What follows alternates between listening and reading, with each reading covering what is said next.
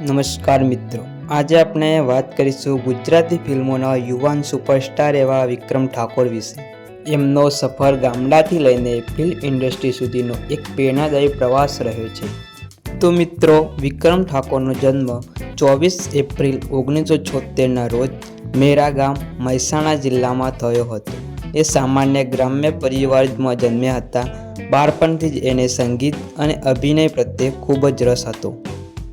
ગામડાની સાંસ્કૃતિક પરંપરાથી પ્રેરણા લઈને એમને મંચ પર ગીતો ગાવાનું અને અભિનય કરવાનું શરૂ કર્યું. વિક્રમ ઠાકોરે પોતાની ફિલ્મી સફર 2006માં ફિલ્મ એકવાર પીવીને મરવા આવજે થી શરૂ કરી.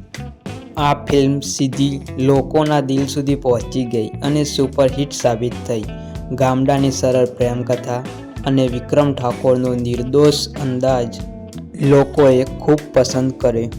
પહેલી ફિલ્મ પછી વિક્રમ ઠાકોરે એક પછી એક અનેક સુપરહિટ ફિલ્મો આપી.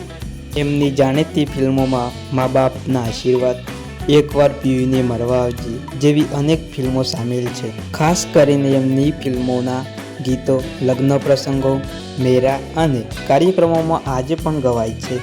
વિક્રમ ઠાકોરની ઓળખ એમના સાદા ગામડાના હીરોના અંદાજ માટે છે. એમના ગીતો અને ફિલ્મોમાં ગામડાની સુગંધ હોય છે, જે લોકોના દિલને સ્પર્શે છે. એમના ચાહકો માત્ર ગુજરાતમાં જ નહીં પરંતુ વિદેશમાં વસતા ગુજરાતી લોકોમાં પણ ઘણી સંખ્યામાં છે. ગુજરાત માટે ગૌરવની વાત છે. વિક્રમ ઠાકોર આજે પણ ગુજરાતી ફિલ્મોના સુપરહિટ હીરો તરીકે ઓળખાય છે. એમની ફિલ્મોએ ગુજરાતી સિનેમાને નવી ઊંચાઈ આપી છે. ગામડાની સરળ કહાનીઓ સાથે જોડાયેલો એનો અંદાજ એમના ચાહકોને હંમેશા ગમતો રહેશે.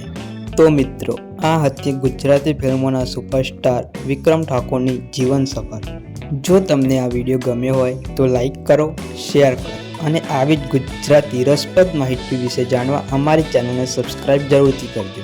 જય માતાજી મિત્રો, વિડીયો કેવો લાગ્યો કોમેન્ટ જરૂરથી કરજો અને આવા જ વિડીયો જોવા માટે ચેનલને સબસ્ક્રાઈબ જરૂરથી કરી દેજો. જય માતાજી.